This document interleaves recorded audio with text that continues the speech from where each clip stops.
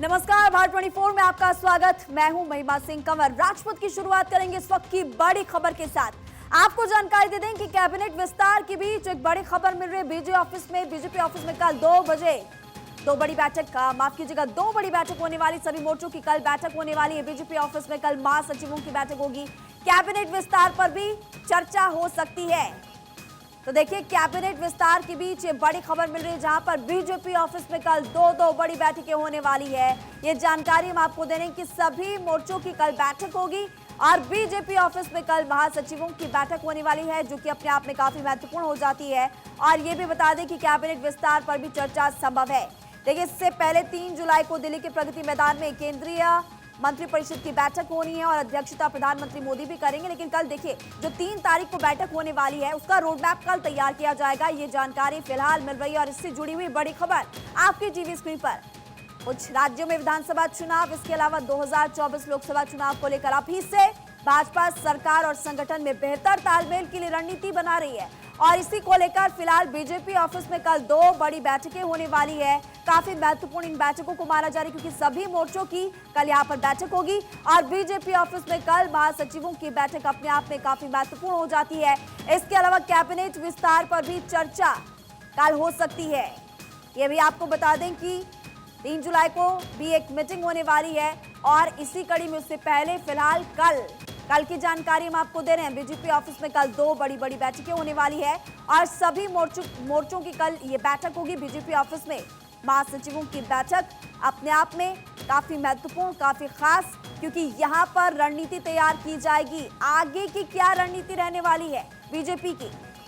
जब से प्रधानमंत्री नरेंद्र मोदी विदेश दौरे से वापस लौटे, तब से आपने देखा कैसे विपक्ष पर जमकर निशाना साधते हुए नजर आए।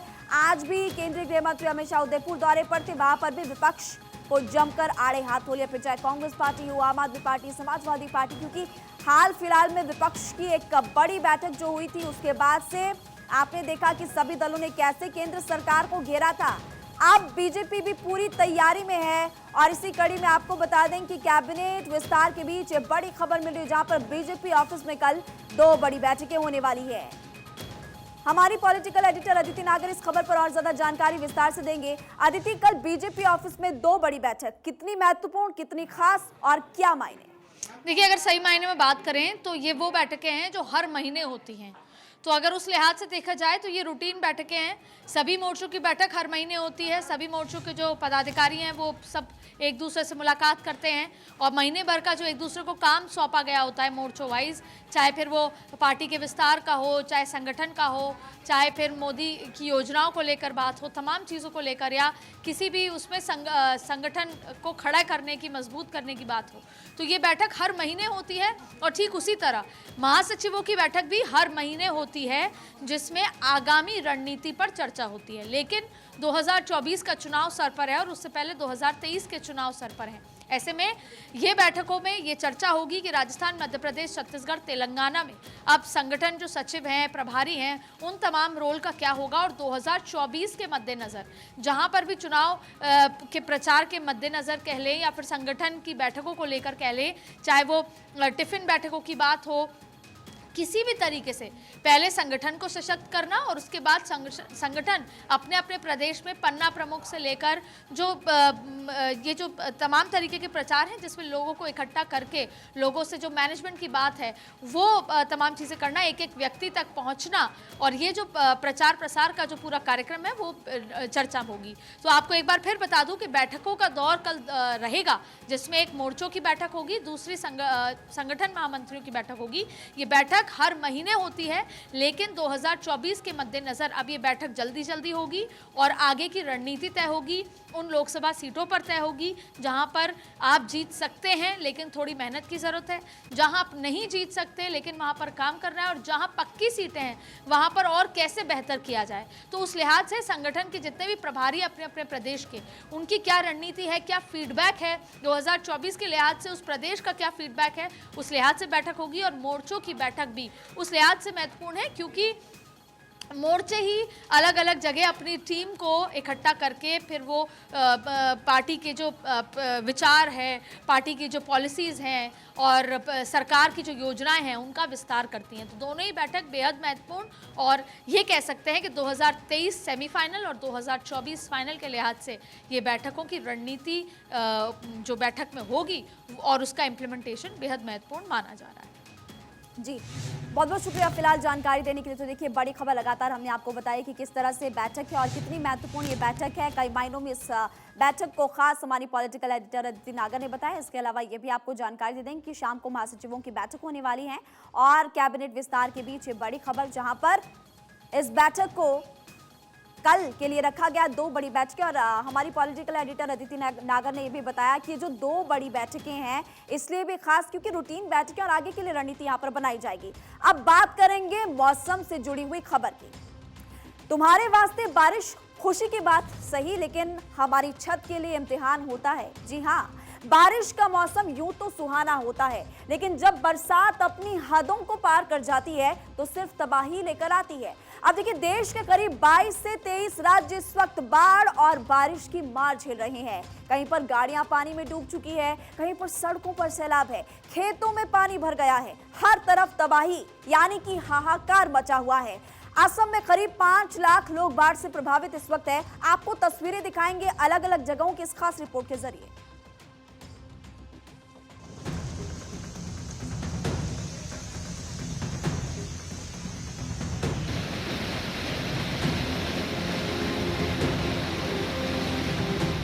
बारिश का कहर मुश्किल में हर शहर। दिल्ली से मुंबई देखी मौसम की बेरुखी।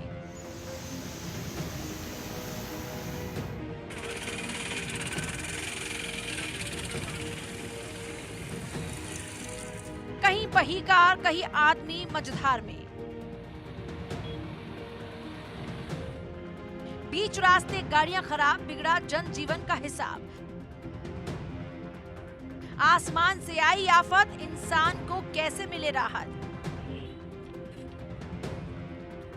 मैदान से लेकर पहाड़, हर तरफ जलदहाड़।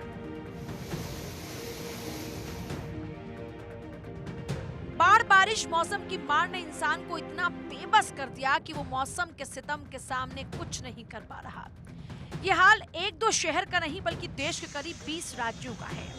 बिहार के पटना में झमाझम बारिश से सारे सिस्टम की पोल खुल गई, जब बरसात में रोड ही धंस गई और डंपर उसी गड्ढे में जा धंसा।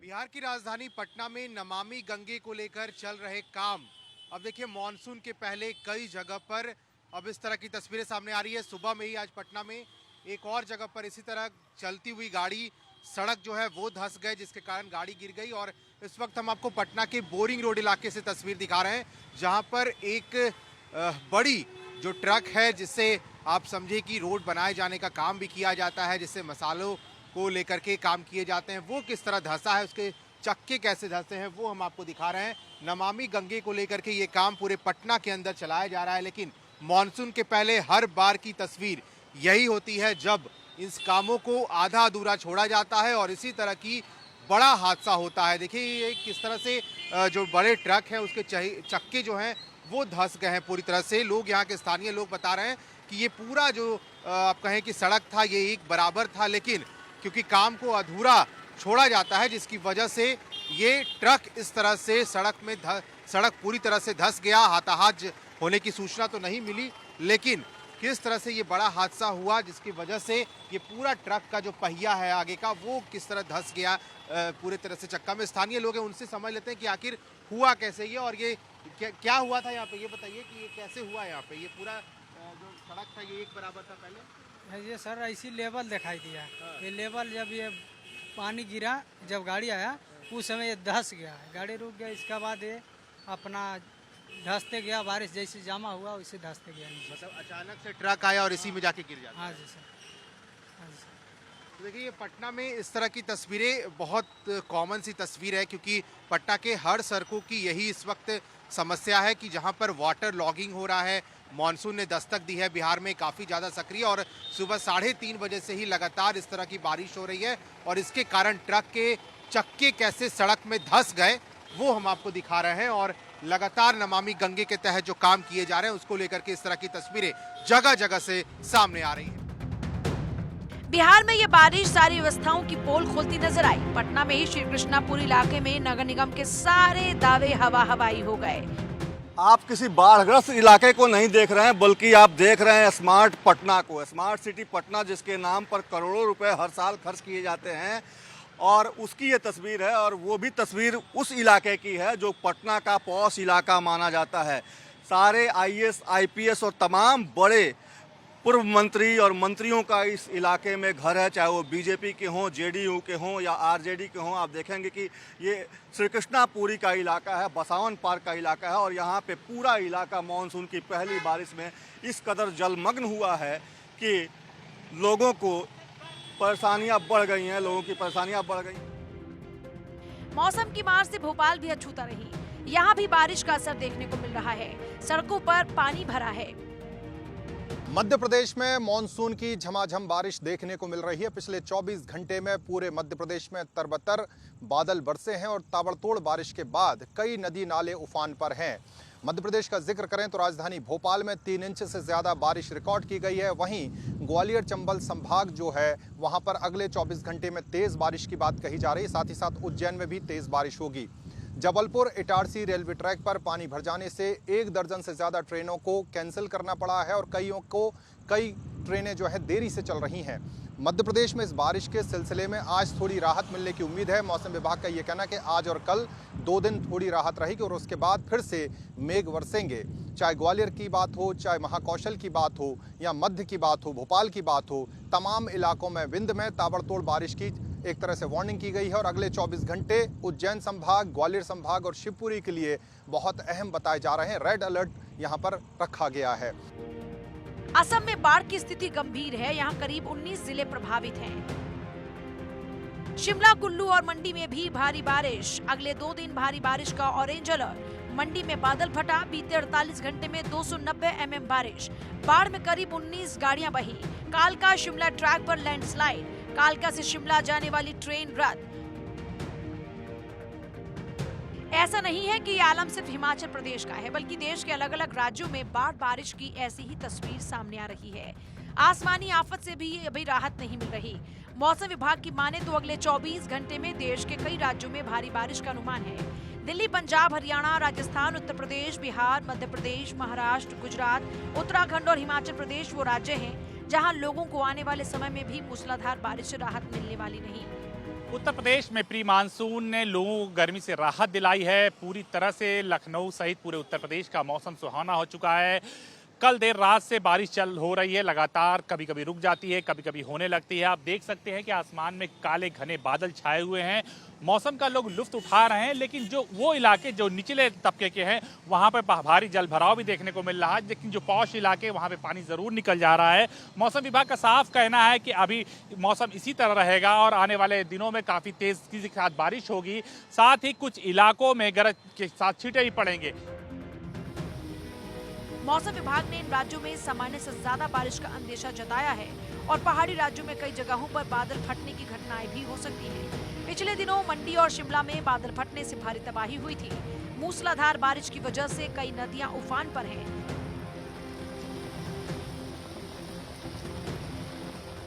गुजरात के जूनागढ़ में पानी का सैलाब ऐसा है कि अगर आदमी इसकी चपेट में आ जाए तो चंद सेकंड्स में कई किलोमीटर तक बह जाए। भारी बारिश के बाद बांध के ओवरफ्लो होने से जूनागढ़ में जलभराव हो गया है, जिस वजह से लोगों को खासी परेशानी हो रही है। मानसूनी मुसीबत कहीं नुकसान तो कहीं मौत बनकर गिरी है।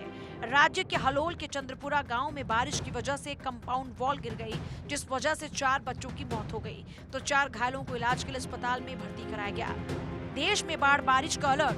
देश के 23 राज्यों में बारिश का अलर्ट। असम में 5 लाख लोग बाढ़ से प्रभावित। उत्तराखंड के 7 जिलों में बारिश का ऑरेंज अलर्ट। बारिश के कारण केदारनाथ यात्रा रुकी। भारी बारिश से कुल्लू मंडी नेशनल हाईवे पर। हिमाचल में बाढ़ के खतरे का अलर्ट जारी। मुंबई में बारिश की वजह से 3 हादसे, 4 लोगों की मौत। मॉनसून की बारिश उत्तराखंड में कहर बनकर टूट रही है। जिस तरह से बारिश हुई उसके बाद जो खबरें आ रही हैं, जिस तरह से ऋषिकेश बद्रीनाथ हाईवे करीब 20 घंटे तक बंद रहा, उसके बाद बड़ी मशक्कत के बाद उसे खोला गया। उसके अलावा जिस तरह से मसूरी में जिस तरह से जाम के हालात रहे, उसके अलावा गंगोत्री हाईवे पर जिस तरह से पहाड़ से खिसक करके पत्थर गिरे, वो डराने वाली तस्वीर पेश करते हैं। और अब जो मौसम विभाग का अलर्ट है वो अगले 3 से 4 दिनों के लिए यानी 3 जुलाई तक जो उत्तराखंड में जो वेदर का अपडेट है, येलो अलर्ट जारी किया गया है। और मौसम विभाग की माने तो देहरादून, हरिद्वार से लेकर के चमोली, पौड़ी, टिहरी और कुमाऊं के नैनीताल, बागेश्वर, पिथौरागढ़ जैसे जिलों में भारी बारिश देखने को मिल सकती है। 3 जुलाई तक देखने को मिल सकती है। हालांकि गनीमत ये है कि अब आज देहरादून में उस तरह से बारिश नहीं पड़ी। आज सुबह जो बारिश हुई थी उसके बाद देहरादून के कई इलाकों में भारी जाम देखा गया था, पानी भर गया था, जल जमाव एक तरह से देखने को मिल रहा था। उधर यूपी के प्रयागराज और कानपुर में भी बारिश की वजह से गंगा का स्तर बढ़ गया। मौसम विभाग ने बताया कि अगले 2 दिनों के दौरान उत्तर पश्चिम, मध्य और पश्चिम भारत में मानसून सक्रिय बना रहेगा। दक्षिण पश्चिम मानसून के भी अगले 2 दिनों के दौरान भारत के शेष हिस्सों में आगे बढ़ने का अनुमान है। अगले 2 दिनों के दौरान उत्तर प्रदेश, राजस्थान, हिमाचल प्रदेश, उत्तराखंड, हरियाणा में हल्की से मध्यम और कहीं कहीं भारी बारिश होने की संभावना है। अगले 2 दिनों के दौरान मध्य प्रदेश में गरज और बिजली के साथ हल्की से मध्यम बारिश और कुछ स्थानों पर भारी बारिश की भी संभावना है। वहीं पूर्व मध्य प्रदेश में बहुत भारी बारिश का अनुमान है। Bureau report, Bharat 24। तो इस रिपोर्ट के जरिए आपने देखा कि बारिश की वजह से चारों तरफ त्राही त्राही मची हुई है। अब खबर उत्तर प्रदेश से जुड़ी हुई। अतीक अहमद के कब्जे से मुक्त हुई जमीन पर गरीबों के लिए आशियाना बन गया। 76 फ्लैट की चाबी योगी ने गरीबों को सौंप दी और एक बार फिर संदेश दिया कि यूपी में माफियाओं को किसी भी कीमत पर पनपने नहीं देंगे।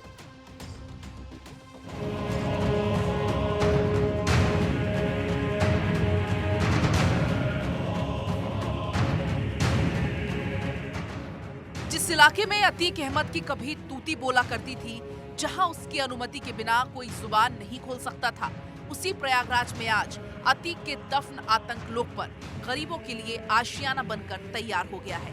अतीक के कब्जे से खाली कराई गई लुकरगंज में स्थित जमीन पर 76 फ्लैट तैयार हुए हैं, जो अब प्रयागराज के गरीबों का आशियाना होंगे। खुद सीएम योगी ने प्रधानमंत्री आवास योजना शहरी के तहत बने मकानों की चाबियां गरीबों को सौंपी। इस योजना में 468 करोड़ रुपए की 226 परियोजनाओं का लोकार्पण और शिलान्यास किया गया। धरती से कमीनों कार्यक्रम को आगे बढ़ाया गया है कि कुख्यात माफियाओं के कब्जे से मुक्त कराई गई भूमि पर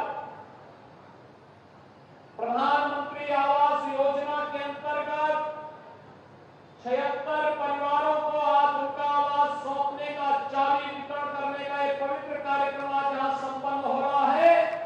इसके लिए प्रयागराज की धरती को कोटि कोटि नमन करते हुए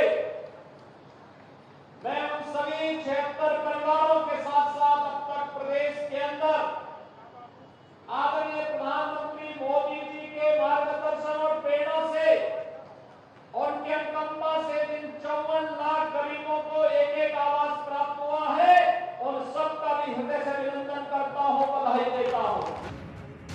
ये वही जमीन है जहां अतीक अहमद का कब्जा हुआ करता था।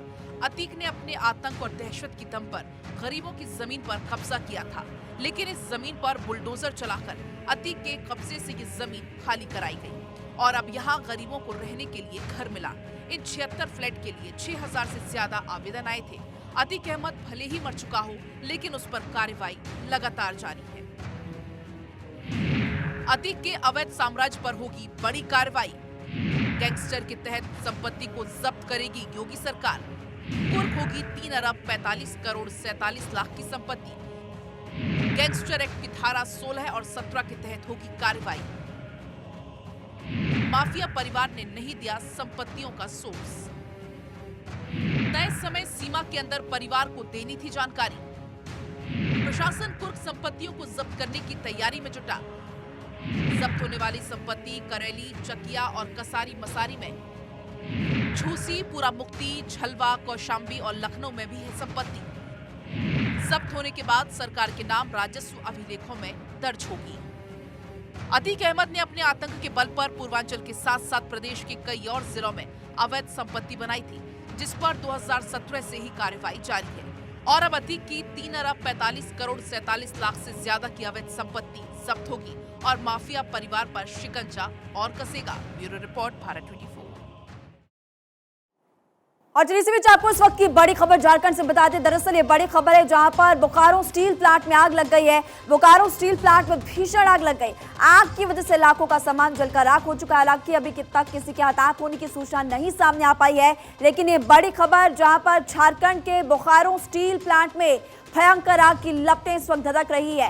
बोकारो स्टील प्लांट में दरअसल जानकारी मिल रही है कि अचानक से आग लग गई। हालांकि जांच इसको लेकर होगी कि आग किन कारणों की वजह से लगी है, लेकिन ये जानकारी फिलहाल मिल रही है कि आग की वजह से लाखों का सामान इस वक्त जलकर खाक हो चुका है। आग इस वक्त लगी हुई है। हालांकि दमकल विभाग की गाड़ियां भी इस वक्त वहां पर मौजूद है। आग बुझाने की कोशिशें लगातार जारी है। आग को बुझाने को लेकर कोशिशें की जा रही है। वो तस्वीरें आपको अब से कुछ ही देर बाद दिखाएंगे, लेकिन इससे पहले झारखंड से खबर आपको बता दें। झारखंड में इन दिनों राजभवन और सरकार के बीच अदावत सी छिड़ चुकी है।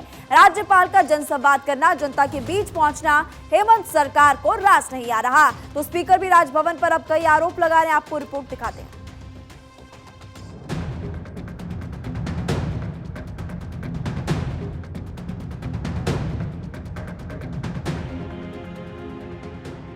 झारखंड वैसे तो शांत राज्य है, लेकिन इन दिनों यहाँ का सियासी पारा हाई है। झारखंड में इन दिनों राजभवन और सरकार के बीच खींचतान चल रही है। हाल ही में राज्यपाल द्वारा आरक्षण बिल लौटाए जाने और राज्यपाल का जनता से सीधे संवाद सरकार को नागवार गुजरा। दूसरी ओर स्पीकर रविंद्रनाथ महतो ने राजभवन पर बीजेपी के इशारे पर काम करने का आरोप लगाया, तो बीजेपी ने इसे लेकर स्पीकर के खिलाफ मोर्चा खोल दिया। स्पीकर रविंद्रनाथ महतो ने एक जनसभा को संबोधित किया और राजभवन पर निशाना साधा। उन्होंने राजभवन पर परोक्ष रूप से बीजेपी के इशारे पर काम करने के आरोप लगाए। स्पीकर ने राजभवन पर निशाना साधते हुए ये तक कह डाला कि विधानसभा का विशेष सत्र बुलाकर आदिवासियों की पहचान कर धर्म कोड को पारित करा दिया गया। इसके बाद उसे राज्यपाल के पास भेजा गया, लेकिन राजभवन ने उस बिल को वापस लौटा दिया। वहीं स्पीकर के इस बयान के बाद बीजेपी ने स्पीकर के खिलाफ मोर्चा खोल दिया। मामले को लेकर बीजेपी के प्रतिनिधि मंडल ने राज्यपाल से मुलाकात कर ज्ञापन सौंपा और अपना विरोध जताया। बीजेपी के प्रदेश अध्यक्ष ने स्पीकर पर संवैधानिक मर्यादाओं को तार-तार करने के आरोप लगाए। पता नहीं झारखंड मुक्ति मोर्चा को कहां से रात में सपना आता है, और सपना भी बुरा बुरा आता है।